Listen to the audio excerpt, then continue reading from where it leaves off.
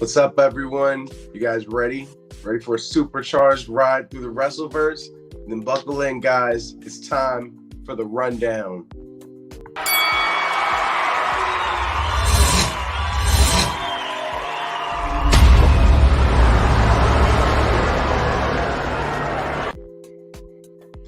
All right, so on this week's NXT rundown, what we're going to discuss is Dolph Ziggler's first title defense, A-Kid's debut from NXT UK, and of course, Tommaso Ciampa leaving NXT. There's a bunch more though, so let's get right into it.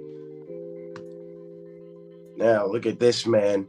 Miz TV gets hosted in NXT, which is super dope.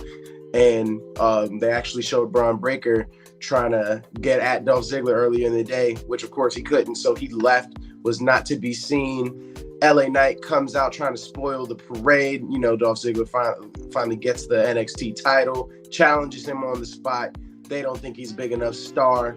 LA Knight disagrees, still holds up his challenge, and they have no choice but to accept. So that's their main event that we got to see later on. Next up, Santos Escobar pins Cameron Grimes to become the very first, He's the very first to qualify for the ladder match and Stand and Deliver for Carmelo Hayes' North American title. And that was mainly the focal point of most of the match. Next, we saw the Mysterios make a nice little cameo backstage, and Dominic challenged one of them to a match, which we also saw later. Next up, A-Kid. What's up, man? Finally got to see you, and you guys were 100% right about him. Y'all said I would love him, I do. It was super awesome watching him fight. He has some great moves, a lot of great jiu-jitsu, and of course he gets the win. Next up, he faces Grayson Waller, and if he beats him, he also gets a spot at the Stand and Deliver ladder match. Next, we saw Tiffany Stratton sneak attack Saray and take away her heirloom, and then beat her ass all the way to the ring for their match and easily beat her down. So hopefully this is the last time we see that heirloom, that Family Dollar Himalayan rock that they just gave her. Not a big fan. Hopefully that's gone from now on. But next up, we saw backstage Gunther trying to talk some trash to LA Knight, saying he's not deserving of that title fight that he's getting. And LA Knight kind of humbles him a little bit, tells him he has no mic skills, no charisma. He's kind of right. Gunther does not have any of that. He just kind of whoops ass. So work on your mic skills and your trash talk, Gunther. You're not there yet. Not with LA Knight.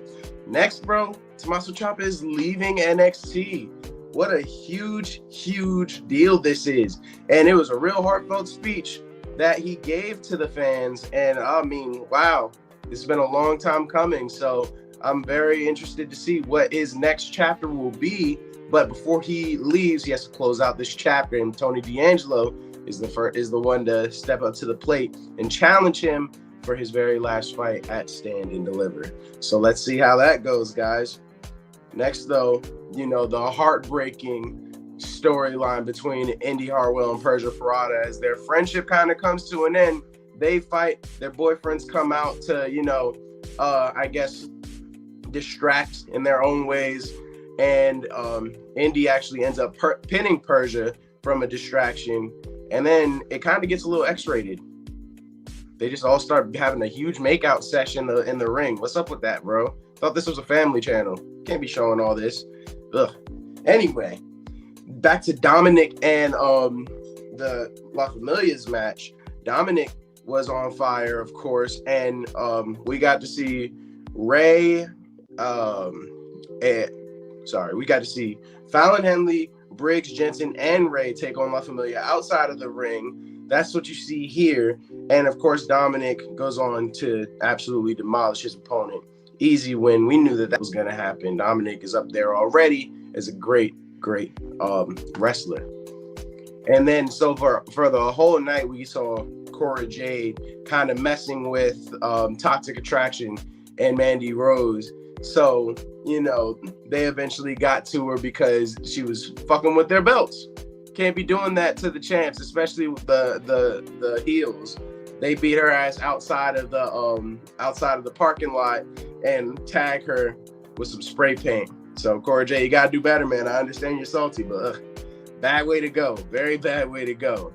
Next, the Creed brothers lay out a challenge. Whoever dared to attack them better step up and get their ass whooping because they cost them their title match. Who else but MSK shows up? Very ironic, but they swear that they didn't do it. They're just also mad at the Creed brothers for ruining their time and their shine to get their title shot. So now they're beefing. Imperium stands over them, laughing at them, saying that this doesn't even matter, man. Like, nobody's going to beat them anyway. So now, guess what we're going to get? A triple threat tag team match at Stand and Deliver between Imperium, MSK, and the Creed brothers. Hell yeah. I'm loving that. That's going to be fantastic. Triple threat tag team matches have been great so far. Let's get this one started, baby. I'm ready. Next, though, we move on to that main event. LA Knight versus Dolph Ziggler. And it went exactly as I think we all knew, especially because Robert Roode was in that corner. Dolph Ziggler keeps his title. Come on, man. Wasn't really that interesting, but it was cool. We all knew what was going to happen. He keeps his title, but Braun Breaker comes out and immediately challenges Dolph Ziggler after the match. Tells him if he has the balls, come on, man. Let's do this at Stand and Deliver. And Dolph Ziggler accepts. Oh, yeah, man. Stand and Deliver is going to be great. I can't wait to see the developments of how how Stand and Deliver goes, especially with this ladder match. Can't wait to see who else gets those call-ups. He kind of had a preview of who else would be there. So I'm very excited to see exactly how that plays out. But let's get into the ratings, man. Here at Take It to the Ring, we like to give each fight card a rating. 5 being Fight Forever. 4 being This is Awesome. 3, you still got it. 2, but 1, boring. Don't watch it. Better off watching me or some of my co-hosts, man. Yeah. So for this one, give it a solid 3. Not too much went on. Wasn't too exciting. Wasn't too fun. But it wasn't boring. It wasn't enough to rank it a 2 or a 1. It was just a pretty good event. It wasn't really that wowing though. Gotta be honest, kind of on the low side of all the NXT matches that we watched so far. But if you like what you see here, man, take a moment, leave a comment, like, share, subscribe. What up, Nadula? I see you, bro.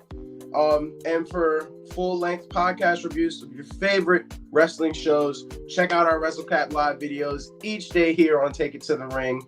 And, that'll be 10 a.m. today with Kick Ass and Coffee, and 1 p.m. from now on with me, Tommy Mac, and Billy. And yeah, man, this is the new format.